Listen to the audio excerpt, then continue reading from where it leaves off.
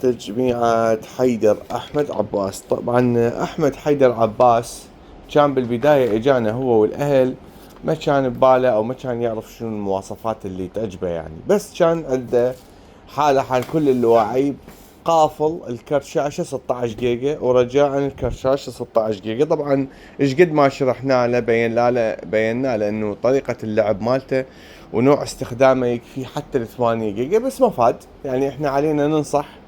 واخر شيء اخذ الكارت الراديون الار اكس 9060 اكس تي اللي يجي 16 جيجا نسخة التف اللي هو اسوس، من شركة اسوس، عليه ضمان 3 سنوات. يجي بنسخة هاي 3 مراوح، تعرفون كلكم نسخة التف اغلبهن 3 مراوح.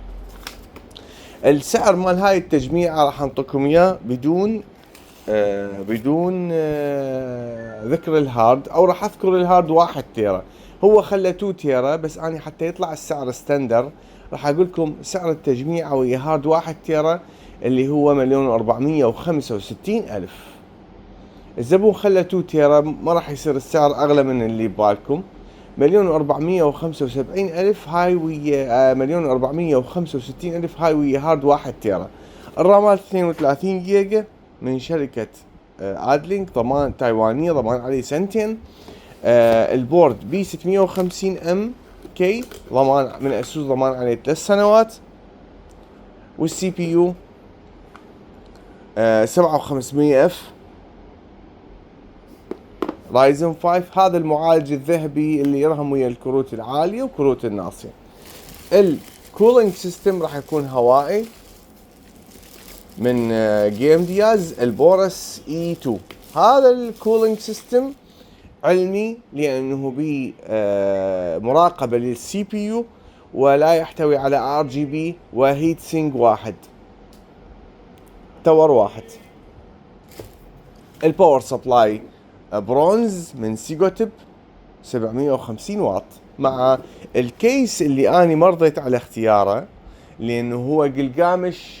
عندنا نسخة صغيرة بالضبط مخصصة للبوردات الصغار، وراح يقعد يعني مثل ما نقول يقعد فت التجميعة بداخلها. بس الزبون ببعض الاحيان يصير عنده وهواس من موضوع الحرارة والتبريد، فاخذ الكيس الكبير القلقامش، وقلت له راح يتسبب لك فراغ حول القطع لان بوردك ميني، وراح يصير عندك مجال وفراغ هواية حول البورد. بس هو ما اقتنع الا ياخذ كيس كبير قلقامش سي 712.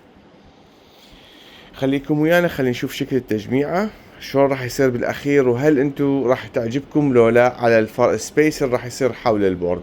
ان شاء الله الكارت 3 مراوح شوية يملي من المكان مال الحيز مال الكيس الفول اي تي اكس ان شاء الله. هذا الكولر اللي دا نحكي عليه، شوفوا شلون انه خالين الليد لغوه بالمروحة ومركزين على الشاشة. وهذا الكارت ال 9060 تي اي اللي هو 16 جيجا. الزبون هنا كلب بال 16 جيجا، عارف كل شيء، كلب انه الكارت شاشة 16 جيجا، ما يرضى انه ياخذ الكارت مثلا 50 60 لين 8 جيجا. واني احد زباني ومتابعين شركة التاج ومتابعين رائد فؤاد. كارتك شنو قلت لي؟ 3060 تي اي. انت 3060 تي اي يجي 8 جيجا. 8 وحضرتك 30 60 12 جيجا. 12 جيجا. انت 8 وهو 12. طبعا الناس ما راح يهتم بالكارت تي اي مو تي اي، اهم شيء انت 8 هو 12. اذا منو الاحسن؟ 12. مع العلم انه انا كرتي اعلى من كرت ب 20 فريم، لانه الجي بي يو مالتك اقوى، معناها حجم الميموري اللي عنده ما يخليه يعبرك، رغم انه الميموري 12 جيجا 8 جيجا. انا حبيت اصور لكم هذا المقطع لزبائن اثنين عندي. ال 12 جيجا تدري شنو الجملة الأولى اللي يقولها الزبون أو الناس؟ أني للمستقبل، أني ماخذ 12 جيجا للمستقبل. هذا الحكي صار له كم سنة؟ سنتين من نزل 3060 تي اي. أني ماخذ ال 12 جيجا للمستقبل. هسه احنا بعد سنتين هاي اجى المستقبل. بعد لحد الآن شغال الكرت قصدي اللي ابو ال 12 جيجا ما يقدر يتجاوز ابو 8. ابو ال 8. ليش؟ لان الشيبسيت اعلى. مع العلم على 2K انا ماخذ راحتي اكثر من عنده. يعني اقول الجي بي يو اعلى اصح. اي لانه انت تي اي هو عادي. واحنا سويت اني مقارنه بكارتين 40 50 60 تي اي 8 و16. لاست اوف اس وحده بس لعبه طلعت لي فرق 8 الى 10 فريمات بس، والباقي نفس الشيء. و16 لعبه 11 لعبه اللخ كلهن الفرق فريمين. يعني انا حجم الميموري ما له عبده، ما له علاقه بحجم بالاداء نهائيا. حجم الميموري يفيدك هل انت راح تلعب الترا 2K فول اتش دي بس. لا ممكن. اي نعم.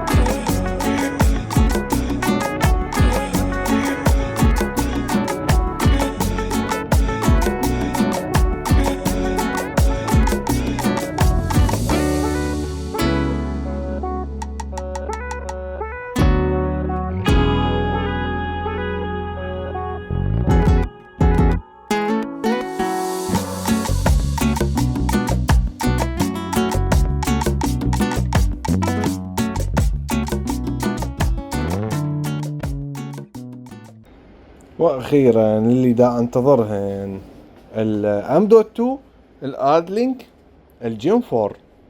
يعني ادلينك شركة تايوانية دائما اذكر بفيديوهاتي، ودائما اني اعتمد عليها بالتجميعات اللي بورداتنا كلها اسوس، فتوافقها كميموري وكام دوت 2 ويا اسوس تخبل. جبت هالمرة جيم 4 شكليا، لاحظوا هذا اللي يجي لونه اخضر بهنا خضار اكستريم، هذا جيم 4 اللي سرعته 700 700 مكتوب عليه بالظهر هنا السرعة مالته، مكتوب السرعة هنا 700 اللي هي الريد و 600 الرايت. الريد اب تو 700. وعندك الاخر اللي هو الجيم 4 ولكن هذا 6000 ريد 5400 رايت السرعة مالته. فامدوتوات اثنين راح اعتمد عليهن اني بالشغل مالتنا. وعندنا طبعا تعرفون احنا معتمدين ببعض الاحيان على دبليو دي الجرين عندي اللي هو يجي هم جيم 4 بس الريد 5000 اب تو 5000. طبعا هذا صاير بيناتهن، يعني هيك خلينا نصفطهن. ال 700 5000 وهذا 6000. لا الدبليو دي ابطأ واحد بيهن، بس كلهن جيم 4 وكلهن بمتناول الايد وكلهن توافقهن ويا بوردات اسوس توافق مرتب وما بي اي مشاكل.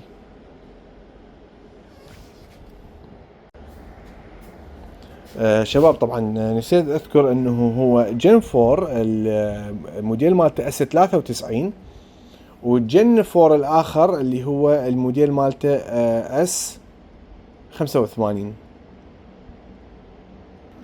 جتي بكميات حلوة متناول الايد. ليظل بالكم تقدرون تاخذون، كل واحد يريد يحدث الحاسبه مالته ويزيد عدد ويزيد مساحه الستورج اللي عنده. وايضا اجت جن 3. طبعا جن 3 اني يعني ما كنت اللي يسموه الاس 70، طبعا انا ما كنت اريد اجيبه، بس بشار نصحني وقال لي لا عندي ناس لا تطلب الجن 3 كون انه هو ارخص. ودا تلاحظون شلون هنا مكتوب السرعه مالته 3200 اريد 600 2600 رايت. فيعني للي يريد فد شيء انسب موجود الجن 3 او بورداته ما تدعم الجن 4 اصلا، جن 3 موجود. طيني بس تجميعة مصطفى حيدر، بشار رتب له تجميعة من الفئة المتوسطة بيها معالج 7500 اف الرايزن 5، وهنا البورد بي 650 ام كي اللي هو البورد من اسوس ضمان 3 سنوات ريدي فور جنريشن 9000. التجميعة ب1,480,000. خلى بيها كارت شاشة RTX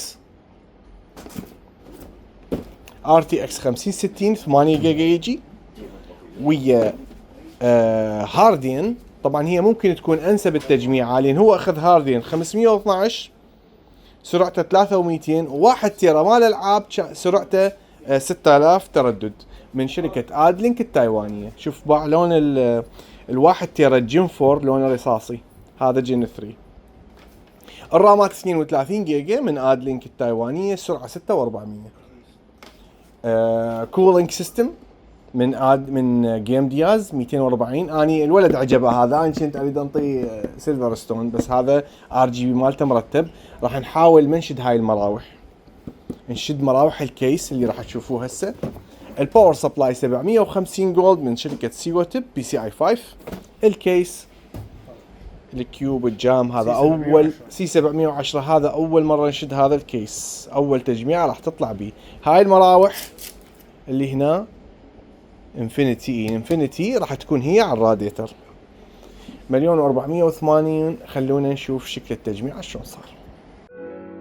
شباب الكيس السي 710 اللي اختاره الزبون واللي كنا راح نخلي بيه تبريد مائي مرهم، تضايقنا من قعدنا الراديتر 240 فاضطرينا نغير الى كيس جيم دياز.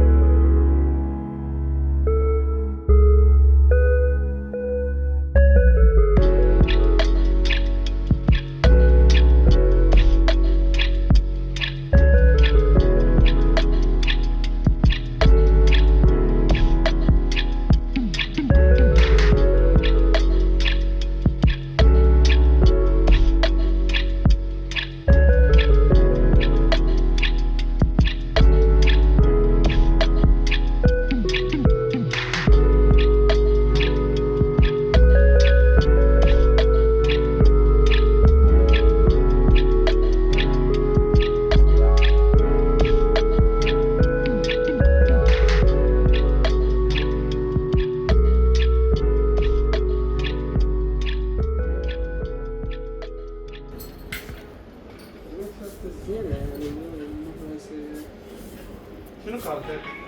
كارتك شنو؟ انا اريد اربطه بلابتوب، الكارت مالته 2080 ماكس كيو. حبيبي خليت شكر. كارتي 2080 نقدر نقول. مجنون اخوي. كارتك 2080 2080 كارت قوي يعتبر.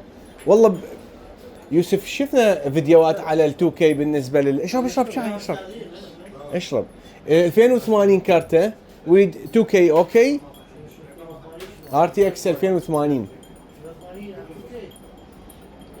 اوفر كيل لو تسوى اجيب فلاش دي بداية. شو رايك؟ والله 2080 هيات هذا اليوتيوب. زين معالجك شنو؟ شوية قديم اي 7 جيل 9. لا دمرتنا هسه انت. مستحقة اكثر يمكن ينطوك صاجيه على سعر. لا يعني مو تقدم يقومون ما يريدوها الناس حتى لو قويه وتشا ما يريدوها. حتى بالمستقبل يقوم ما يشتري صديقي، يعني انت دعوه خاطر روحك 8 سنين تاخير. 5 يعني عاود احنا نشتري هاي السنه بسنه تبدا تذبح بسرعه وبعدين يعطونا نص سعر ابشر. شوف هسه هذا راح اشوف لك اختبار 2080 اي 2K، وراح نشوف يا سي بي يو خالي ويا بحد يقدر يشغل. يجوز ميديم. هذا 2080 بالديسكربشن السي بي يو، بس اشوف السي بي يو ايش خال وياه. لا تنسى الدي ال اس اس وقتها ما كان موجود. صح. يعني هذا شوف. نعمه عظيمه من با استاذي، يعني ال 2080 يشغل 2K بس خال وياه، قال له اي 7 جيل 13. هاي اللعبه جديده. انا اسوي دي ال اس اس رايح عليهم. اي بس اللعبه هاي جديده وول شانك ما ادري ايش اسمها بالنسبه الجديده. التجميعة هنا صارت 1,150,000، 1,150,000 بدون شاشة، 1,300,000 ويا الشاشة. ايش صار عندنا بيها؟ معالج 7500F غني عن التعريف. هذا المعالج يقدر يخلي حتى 50-70 وياه. معالج خلينا قوي والكارت خليناه بسيط على مود تكفي فلوس تجميعته. الكارت 50-50 ويا 7500. هنا البوتل مالتنا عكسي، المعالج كلش قوي والكارت بسيط، بس ينافس ل 40-60، ينافس ل 40-60 ونفس امكانياته. والمعالج 7500F ويا بورد البي 650 ام كي عليه ضمان 3 سنوات، ويا ام دوت 1 تيرا، ويا المبرد الهوائي، والرامات 32 جيجا دي دي ار 5، ويا الباور البرونز من شركة جيم دياز. الكيس الكيوب السي 710 اللي شفتوا هواية مقاطع جهزنا من عنده. الام دوت 2 من دبليو دي سرعة 5000، وخلينا نشوف شكلها شلون صار.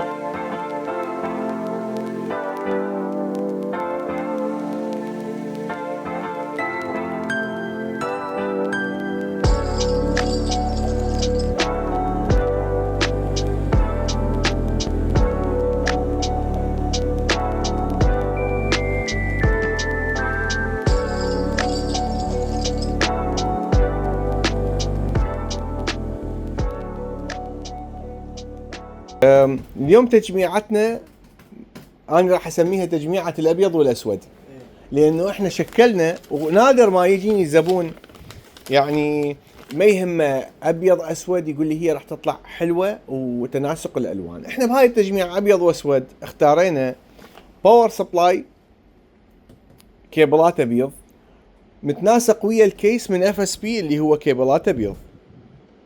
المراوح شفافة ما تنحسب لون لان كلها الاطار مالتها شفاف. الرامات بيض، ام دوت 2 ما مبين. البورد اللي هو ما مبين لان راح يصير فوقها كل الغراض. والكارت اسود. الكارت يتناسق ويا الكولر راح يصيرون سود، واثنين هن بارزات، فاثنيناتهم ما طول بارزات نسقناها اللون واحد اللي هو الاسود، والباقي صار ابيض. التجميعة صارت ب1,800,000 1,850,000 بلا شاشة. أنا ما أذكر للزبائن الشاشة. ليش؟ لأنه دائما الزبون يريد يعرف سعر التجميعة. 1,850,000 بدون شاشة، حاسبة بيها كرشاشة 50-70 من أسوس، يعتبر من أغلى النسخ الموجودة بالسوق براند أسوس. ويا سي بي يو من الفئة المتوسطة ال 7500F، يجينا نسخة التري بمسطرة، طبعا دائما اخليه بالبورد يصعد للصيانة. يا بورد البي 650 ام كي ريدي فور 9000، يعني تجيب باكر سي بي يو 9000 رأسا تشده، بايوزا حديث، ضمان عليه 3 سنوات مثل صار البورد والكارت نفس البراند اسوس، وضمان 3 سنوات. كولر من ألسا احترافي، كولرنا هذا للمعالجات المتوسطة، الفئة المتوسطة، دبل فان. باور سبلاي عليه ضمان سنة من سيجوتيب 850 جولد. الام دوت 2 1 تيرا من ادلينك. السرعة مال هذا الام دوت 2 الجديد جبناه اللي هو جيم 4 6000، خلصنا من 3.5 الالكسر اللي اني الناس كلش تحبه، بس انا ضجت منه لانه 3,500. لا دائما نجيب 3500. هالمره هذا الاد لينك تايواني والسرعه 6000 ضعف السرعه. 6400 دي دي ار 5 الرامات 32 جيجا. الكيس الاف اس بي قلت لكم عليه 1 2 3 4 5 6 7. السي بي يو هنا 8. علاوي تعال صعد التجميعه فوق خلي يشدوها حتى نشوف شكلها شلون راح يصير.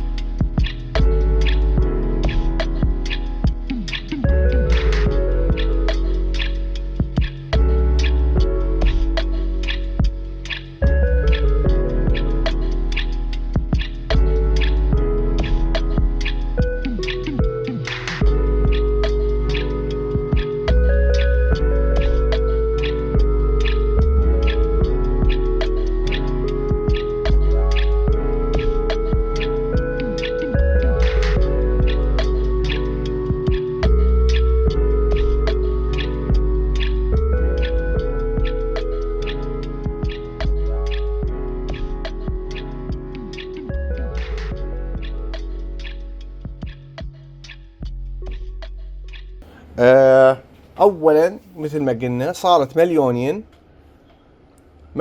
و585 الف ويا الشاشه. اولا قلنا المعالج مالتك الرايزن 7 7700 ويا كرت شاشه 5070 اوسي 12 جيجا، ضمان 3 سنوات بالكارت وضمان 3 سنوات بالسي بي يو وضمان 3 سنوات بالاكس 870 اللي هو البي من اسوس برايم. الام دوت 2 هالمره 1 تيرا بس شنو الجن 4 اللي سرعه 7200. الرامات علاوي نزل لي اد لينك من فوق. الكيس اختاريت انت الاف اس بي نعم الاسود، الثيم مال تجميعه كله اسود. اي بالاسود. الكيس الاف اس بي اللي هو ال 580 ام 580. الرامات مالتنا 6400 32 جيجا اد لينك ضمان سنتين على الرام. علاوي السيلفر ستون هو الكولر مالتنا ايضا اسود. طيني انا وشني احنا خلي الزبون هو ياخذ القطع مالته. السيلفر ستون ال 360 كولر مائي على مود مبرد ال 7700 وطبعا هم بالهوائي تقدر بس عمود نملي الكيس من فوق. جيبه الكولر جيبه. زين ايش عندنا بعد؟ الكيس هسه ما راح نصوره. الباور سبلاي انت ماخذ باور سبلاي 850 جولد اسود من سيجو تب. نفس اللي اخذته من عندكم بس ما كان ابيض.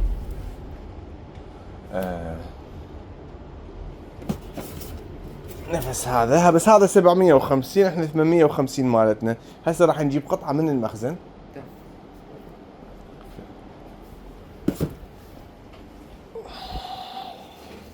شيء مو لك تجميعه؟ مو اللي لا اخوي. زين هاي سعر التجميعه قلنا 1,585,000 ويا مع الشاشه. مع الشاشه. الشاشه ب 320 محسوبه 350 اسف راح اشيلها هسه. 1,265,000 بس الكيس. اني على مود المتابعين ذكرت 1,265,000 بس الكيس. بس الكيس. الشاشه يصير 2,585. خلص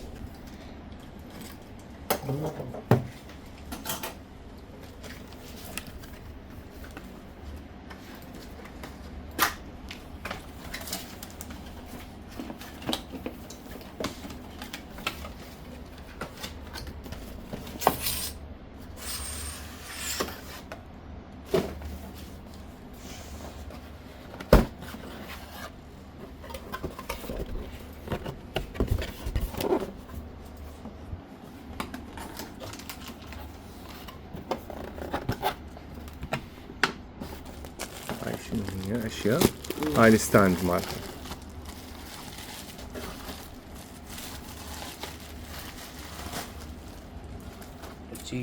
اي وزنه باك بليت مالته.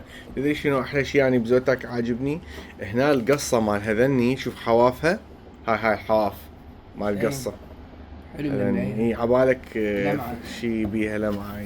والشعر مال زوتك كروتهم راحي. اي ضمان مالته 3 سنوات صار. واتذكر اذا سجله بالموقع يصير 5 سنوات. عافية عليك. هذا المتابع الصحيح كل شيء حافظ. طبعا غير مشتري ما تكون. يلا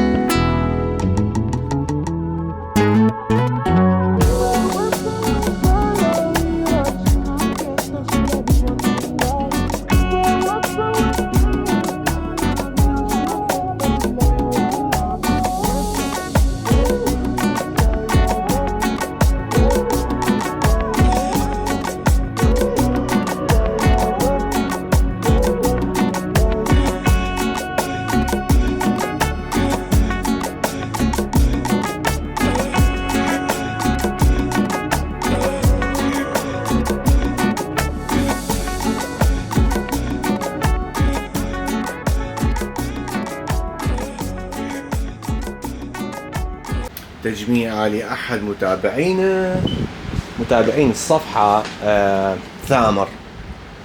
ثامر بروش. الولد يعني طريق بغداد مقابل مجمع بوليفارد. الولد راسلنا صار فترة ويظل نتناقش على المواصفات. وقع الاختيار على الRX 9060 XT 16 جيجا اوسي. هذا الكارت من اسوس. الكارت يعني أنا أعتبره متفوق على الفيرجن اللي قبله اللي هو 7600 RX بهواية ألعاب. نسخة الأوسي 16 جيجا. خلوا وياه معالج من الفئة المتوسطة اللي هو 7500F مع بورد بي 650 هم أسوس. صار عنده البورد والسي بي يو والكارت ضمان 3 سنوات. ready for generation 9000 هذا البورد. M.2 هارد، M.2 1 تيرا جيم 4 5000 السرعة مالته، ويا رام 32 6400 DDR5 انشدت. طبعا هنا خلينا له مراوح. طبعا الكيس ياخذ 3 مراوح فقط، بس احنا غيرناهن حتى تصير ادرسبل. كولينج للسي بي يو زايد من عنده، يعني اخذ ماي بس للجماليه، وايضا يضمن انه الحراره دائما تكون مستقره من سيلفر ستون البراند المعروف. والباور سبلاي للاحتياط خلى 750 واط جولد من سيجوتيب PCI 5 الحديث. انشدت على كيس الاف اس بي الاس 340. صارت التجميعه ب1,520,000.